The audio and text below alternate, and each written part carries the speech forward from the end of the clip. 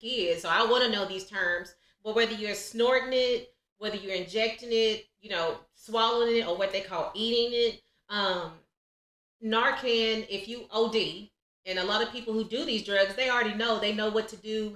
They know. So if you OD and say you have Narcan is squirted in your nose, and it's an opioid antagonist. So what it does, like chemically, it binds to those receptors. So say you have all these little, if you envision, you have all these little circles of opioids circling in your bloodstream, and you ODing, so you're, passed out, unconscious, almost dead, whatever.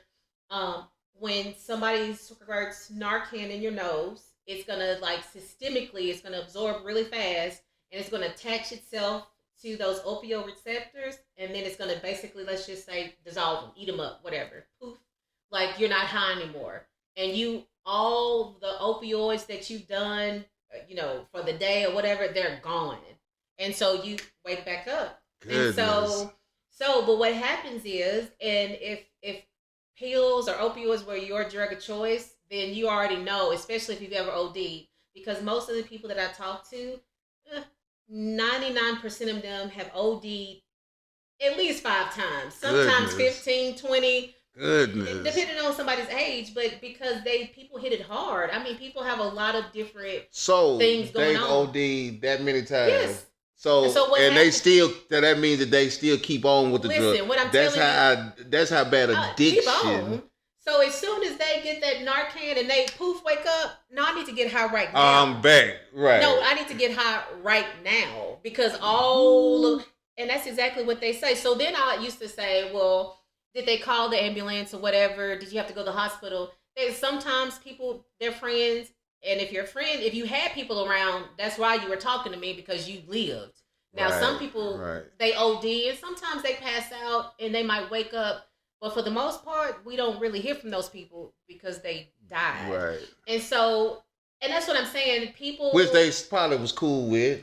well, yeah, because, and who knows what they're feeling? Who knows? They could have been looking over their body. I don't know. But if they died, like, they were cool with it. They were in that much mental pain that they were okay. And the only thing that Yeah. would probably make it not alright to an addict like that is they can't be alive to get high no more. No, And what that's makes a it shame. bad is when my friend Narcans me, and I poof wake up and I ain't got Really? no opioids floating in my system. Oh no, we got to get high right now.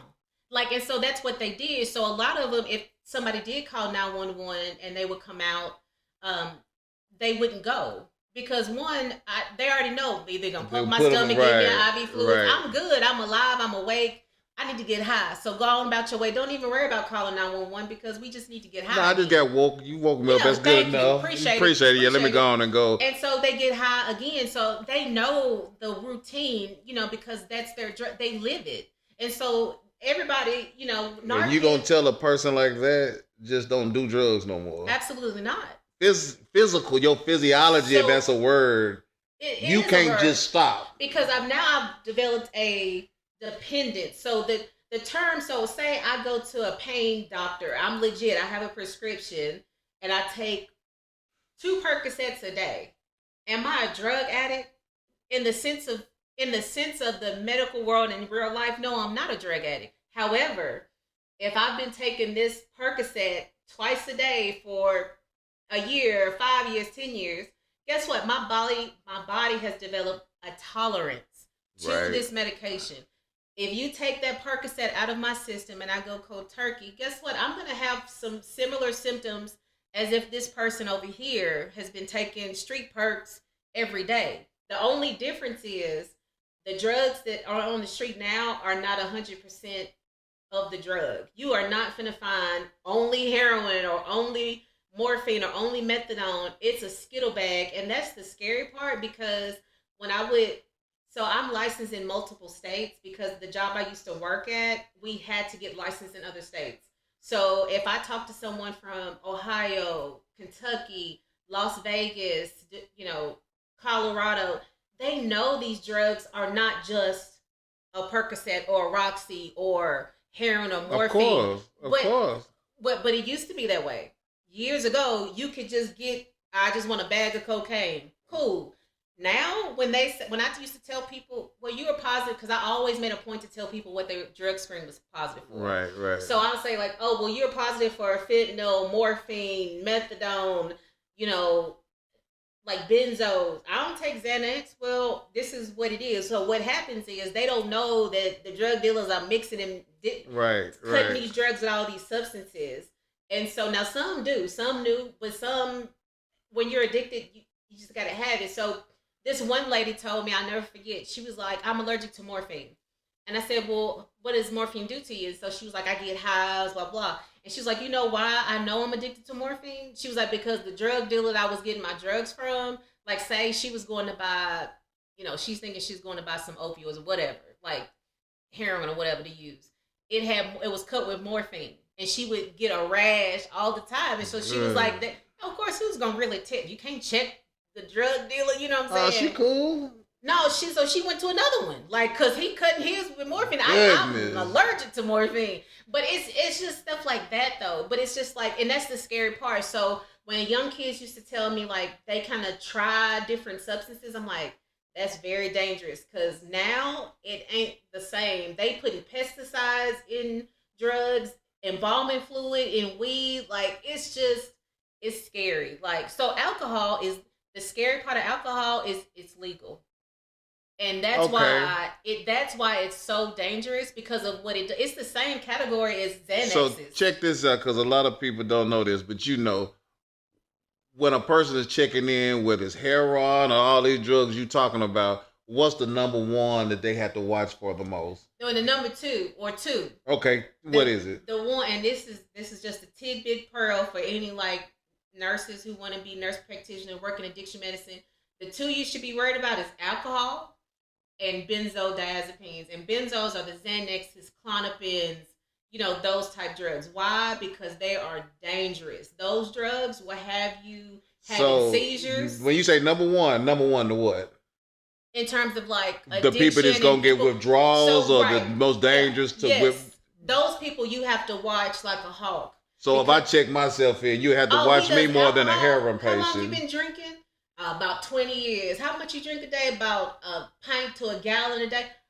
Hey y'all, when we get Right, but that's no, but crazy. no, that's the That, conversation yeah. we have, because I need to make sure somebody has eyes on him every 15 So out minutes. of all the So drugs, this person over here only did stimulants. So we talk about methadone, like amphetamines, Adderalls, uppers, cocaine, da da da. Okay, cool. Will you withdraw and feel like crap? Absolutely. But stimulants ain't gonna kill you. Withdrawing off of opioids, heroin, pills, will they make you feel like crap? Absolutely.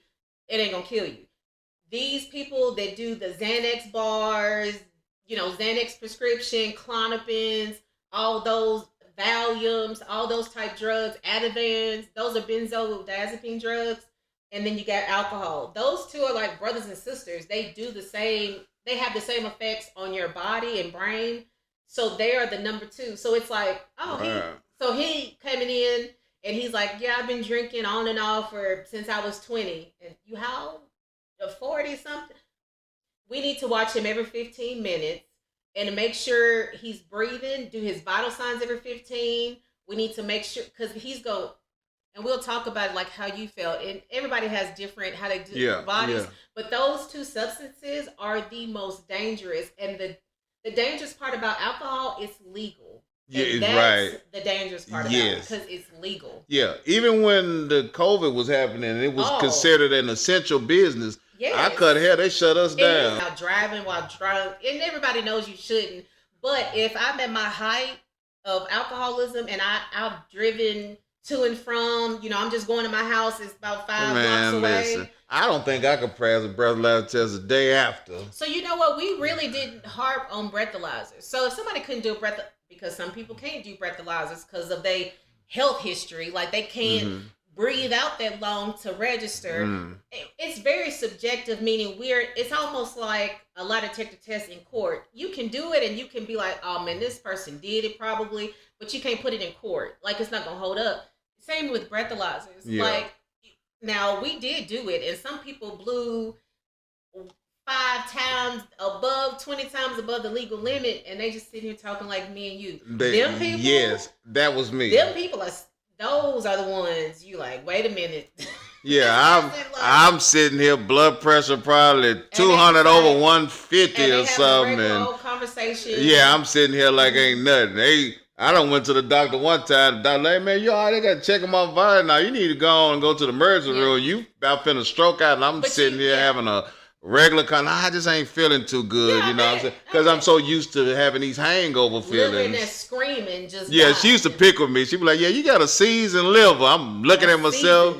Eyes all yellow, and so when skin, I'm already yellow, but she could even see that it turned yellow. One time I think I was talking to you, I went to your house and I was talking, I was like, you're jaundiced. You jaundiced. And you were like, how would? I got to taking my glasses off, looking at myself in the mirror. I wasn't the person, because I was always like an athletic person, played sports in school, happy-go-lucky. Now, I put on that front when I went outside. When I came home and started that drinking, I'd go up in seclusion. I play with my kids and all that, And that caused problems even with my marriage. My wife, she didn't want me drinking like that. She was like, you just going to wait till it happens and you just going whatever. So it changes your family. That's just another part. That's what I'm saying, addiction in general. That's why, the family dynamic. But I have, like I said, once she took me, she got online and she looked at some places like, hey. You're trying to jazz it up, but let's just go back to the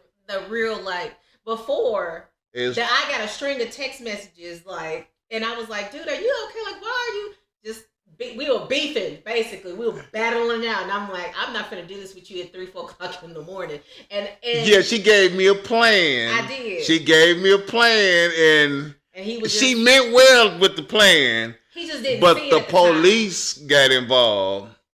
Yeah. And I don't do police. She don't do police. I don't do police. But when you change certain things, it was more so like voluntary. It was more like voluntary. Yeah. Like it was, it's gonna be voluntary. They're gonna do this and they'll do that. Yeah. So when they came, I ain't feel like paying for no ambulance. And if it's a safety aspect, whether they think that. And who knows if they think that you might be in danger to yourself, or they feel like they might be. Yeah, see, she didn't explain all that. Well, because I didn't want to tell you business. Yeah, she didn't explain all that. So now that when I look up and paramedics all in my face, and it was pretty much like, nah, it's not even voluntary that you get on this ambulance. Because they were like, it's mandatory. So I was like, well, I'll go, but I'll get in my car and I'll go. I'm not paying that. Nah, you ain't. I said we need to get on this ambulance. So now it's like, hey, so she like, I'll pay for the ambulance or whatever after. But I look outside and it's 2 police cars in my front yard. But the police, they didn't even get out the car. They didn't get out the car. But I did. I ain't gonna lie. When I went to the hospital, I'm texting her, hey man, you got the police calling on me, man. I thought, So that's that, But I did. When we grew up in bad neighborhoods. The police after me. The police, they all ever. So I thought she was about to say, so I did sit her like, nah, you gonna answer your phone even though it was 3 o'clock in the morning. I'm going too. So then she did text, she did respond, hey, bro, and I did. I had to apologize because little sister, her heart was in the right place. And you don't really know, and that's why people, if they have it, and a lot of times with alcoholism and other substances, whatever, whether you do either or both, they do kind of sometimes, a lot of times, burn bridges with their family and close friends. Yeah, most definitely. And sometimes they are alone. They end up being alone, which is a whole nother aspect. Yeah, it's layered. It's a layer. It is. It's a layer. It's very complex because now it's like, well, I can't trust you because the last time I helped you out, you did this, and you back and forth. I can't have it in my life, so you know what? You just out of my life. And so it does become the lonely man on the island for a lot of people, and we see that. And I was like, you know what? I'm the youngest, but I wasn't going to let him just be. No, you better than that. You don't want to end up like our dad.